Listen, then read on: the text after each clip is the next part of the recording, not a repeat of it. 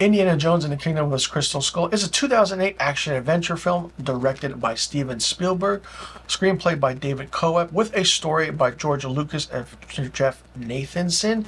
This is the fourth installment in the Indiana Jones franchise, and it takes place 19 years after the previous film, and it's set in 1957, where we find Indiana Jones going up against Soviet KGB agents, or the Russians, led by Irina Spalko, played by Kate Blanchett, and as they search for crystal skulls, or telepathic crystal skulls. Now, Indiana Jones is aided by his former love interest, Marion Ravenwood, played by Karen Allen, who reprises her role from Raiders of the Lost Ark, and their son, Mutt Williams, played by Shia LaBeouf. Ray Winstone and John Hurt and Jim Broadbent also star in the movie. Now, the movie opens in 1957. Indy and his friend Mac, our partner, are taken by Irina Spalko, and they go to Hangar 51 in Nevada, where they locate an alien corpse from the Roswell incident. A big warehouse scene ensues, and it's just great. The comedy is fun, the timing is great, and there's also a scene where we see the Ark of the Covenant in the warehouse. So we know where everything is kept, and I feel like Spielberg told Coep to put this scene in there just for Easter egg purposes. Well, this movie nuked the fridge, kind of.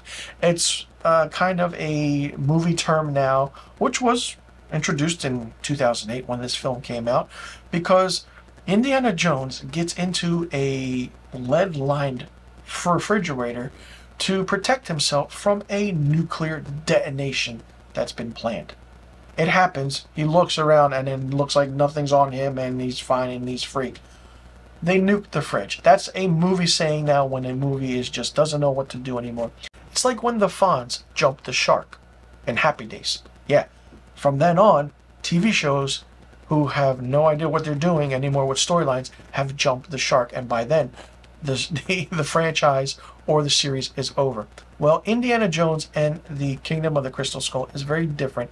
The aspect of the villain isn't really much threatening. It's less threatening, but seeing a female villain to Indiana Jones is really, really great and really, really fun. Kate Blanchett gave a phenomenal performance. The back and forth dynamic between Shia LaBeouf and Harrison Ford was good, but not great. Seeing Indy and Marion go back and forth was always great. Seeing how it still continued from Raiders of the Lost Ark. And then you have Ray Winstone's character as Mac, who kept switching sides back and forth, didn't know what the hell was going on, and I felt like the writers didn't know what they were doing.